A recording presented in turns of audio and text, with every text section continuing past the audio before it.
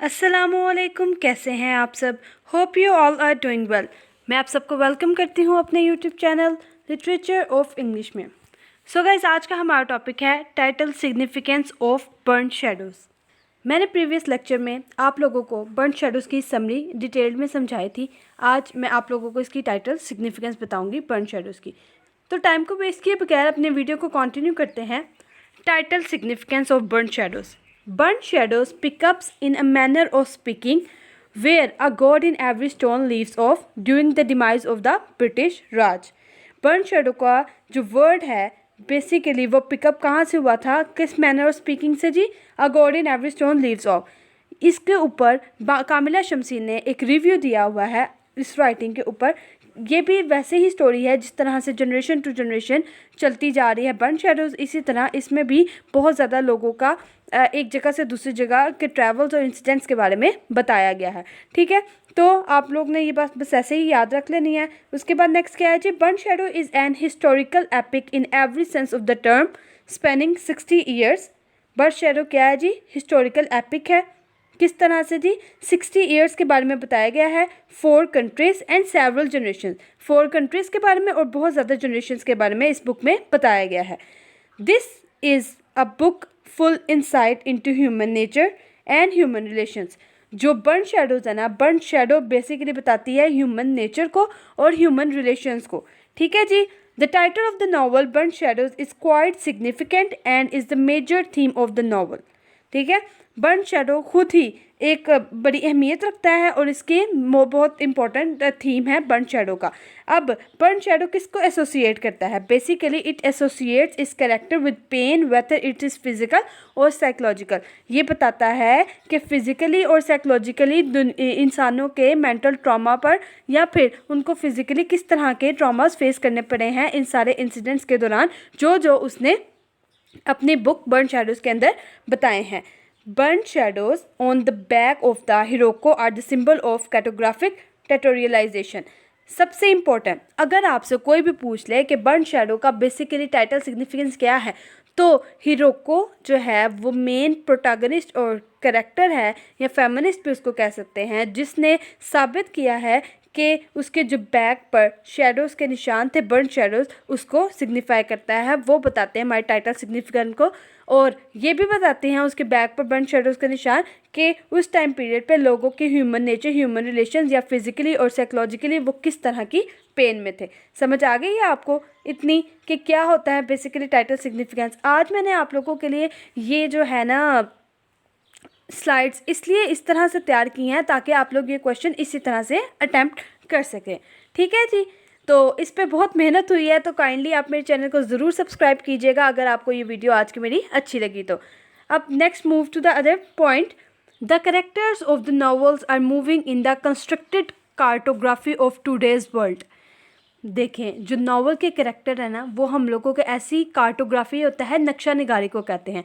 जिस तरह burned shadows के निशान जो थे हिरोको के बैग पर थे, वो इस चीज़ को ज़ाहिर करती है कि उस टाइम पीरियड में मॉडर्न वर्ल्ड के अंदर लोगों के किस तरह के हालात वाक़यात चल रहे थे, उनकी साइकोलॉजी पर, उनकी फ़िज़िकली किस तरह से वो ट्रॉमा में थे, किस तरह से ट्रॉमा का शिकार थे। They are sometimes static but much of the time they are moving and challenging the modern day cartography. ठीक है, कुछ हालात में वो साकन थे, लेकिन कुछ ऐसे हालात में थे जिसमें उन्होंने बहुत ज़्यादा चैलेंज का सामना करना पड़ा। The burned shadows on the Hiroko's back never let her free from her unwanted identity of hibakusha. अब मैं आपको एक्सप्लेन करती हूँ कि बर्न्ड शेडो जो हिरोको की बैक पर थे, कभी भी उसको फ्री नहीं किया उन्होंने, जो वो नहीं थी चाहती है आइडेंटिटी से, हिबाकुशा। हिबाकुशा उनको कहते हैं वो लोग जो कि बॉम्ब स्ट्रिकन पीपल थे। बाकू का मतलब होता है बॉम्ब, शाह का मतलब होता है पर्सन। ठीक है जी, तो हिबाकुशा बेसिकली उन लोगों को कहते हैं जो कि जब नागासाकी पर हमला, हिरोशिमा नागासाकी पर हमला हुआ था, तो उस दौरान में जितने भी लोग घायल हुए थे या जितने भी लोगों को इंजरी हुई थी, तो उन लोगों को क्या कहते हैं, जो कि बॉम्ब स्ट्रिकन पीपल कहलाते हैं, उनको हिबाकुशा कहते हैं। और वो इस अनवांटेड आइडेंटिटी से कभी भी पीछे नहीं हट सकी थी। कौन? Hiroko. Her globalised outlook is always territorialised by her burned shadows. They restrict her to be only a hibakusha. ठीक है, वो मजबूर हो गए थे इस बात पे करने पे कि वो हिबाकुशाही कहलाएगी। Cartographies are made to territorialise people to bind them physically and mentally.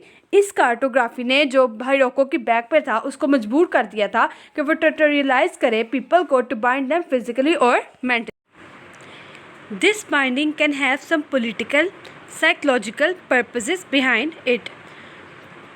Through physical boundaries, people are stated in their ideologies.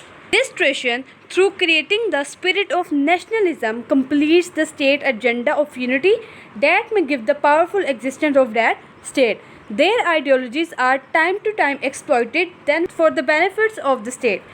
समझ आ गई आप लोगों को कि बेसिकली टाइटल सिग्निफिकेंस में आपने बताना है कि हिरोको के बैग पे बर्न शेडोज़ के निशान थे। उसके अलावा उस बर्न शेडोज़ के निशान क्या क्या शो करते हैं जी? हमारे साइकोलॉजिकल को और फिज़िकल हमारे ट्रॉमा को शो करते हैं। उसके अलावा क्या बताते हैं? ये बताते हैं कि किस तरह ये कैटोग्राफिक टेरिटोरियलाइजेशन होती है। उसके बाद आपने बताना है कि जब हिरोशिमा नागासाकी पर हमला हुआ था तो हिबाकुशा जो थे कि बॉम्ब स्ट्रिकन पीपल, उन लोगों के बारे में बताना है कि हिरोको जो थी वो हमेशा यही चाहती थी कि ये अनवांटेड जो इसका वाउंड है उससे फ्री हो जाए, बट ऐसा नहीं हुआ। ये बात आपने कर देनी है। और फिज़िकली और मेंटली लोग किस तरह से बाइंड थे इससे कैटोग्राफी के पीछे, वो आपने बताना है। ये हो गया हमारी कि किस तरह से जो ये चीज़ है वो शो करती है कि लोग किस तरह से फिजिकली और मेंटली डिस्टर्ब थे। नेक्स्ट क्या आ जाता है जी हमारे पास? People like Hiroko struck by nuclear bomb only can experience how a bomb can be dangerous for humanity। ठीक है, वैसे तो देखा जाए तो एक बॉम्ब इंसान के लिए बहुत ख़तरनाक साबित होता है, लेकिन वही बॉम्ब जब हमारे लिए कोई वाउंड बन के, कोई इंजरी बन के सारी ज़िंदगी के लिए हमारे साथ रहता है तो वो हमेशा जब जब हम उसको ज़ख़म को देखते हैं तो हमारे ज़हन में सिर्फ यही बात आती है कि हाँ ये उस टाइम पीरियड के दौरान हम लोगों को ये वाउंड आया था। तो ये जो चीज़ होती है ना कि बार बार उसी बात को मुसलसल अपने जहन में दोहराना, ये हमें फ़िज़िकली और मेंटली बहुत ज़्यादा डिस्टर्ब करती है और ये ह्यूमैनिटी के लिए बहुत डेंजरस साबित होती है। She believes in what is bad is actually bad for all.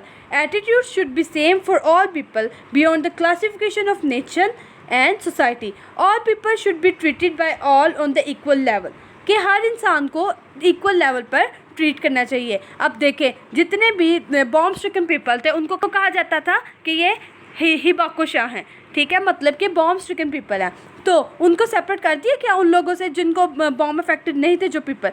तो ये भी मेंटल स्टेट को बहुत ज़्यादा डिस्टर्ब करती है लोगों की। इस बात ने भी बहुत ज़्यादा डिस्टर्ब किया था। वो चाहते थे कि सबको इक्वल ट्रीट किया जाए बजाय इसके कि लोगों को डिफ्रेंशिएट आपस में कर दिया जाए। हिरोको's presence in conflict inflicted zone puts the light on the human atrocities and on war violence as well। कि ये हिरोको की प्रेजेंस ने क्या साबित किया हमारे सामने?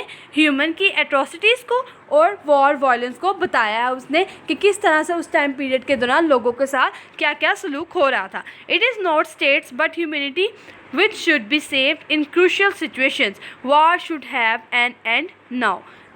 कि हमारी कामला शमसी जो हैं वो बर्न शेडोज़ के अंदर ये बताना चाहती हैं कि किस तरह से लोगों के स्टेट पर वॉर्स ने बहुत ज़्यादा असर डाला था। तो वो बस ये कहना चाहती है इसको डिफरेंट जनरेशन्स को, डिफरेंट इंसिडेंट्स को बताते हुए कि वॉर्स को अब ख़त्म कर देना चाहिए। तो बर्न शेडोज़ के अंदर जो टाइटल सिग्निफिकेंस है वो यही है कि बर्न शेडो बेसिकली हिरोको की बैक के ऊपर जो शेडोज़ के निशान आए थे, जलने के निशान आए थे, उसको शो करता है। मेंटल और फिजिकल स्टेट को बताता है, हमारे पीपल की बाइंड करता है कैटोग्राफीज़ के ज़रिए से लोगों को।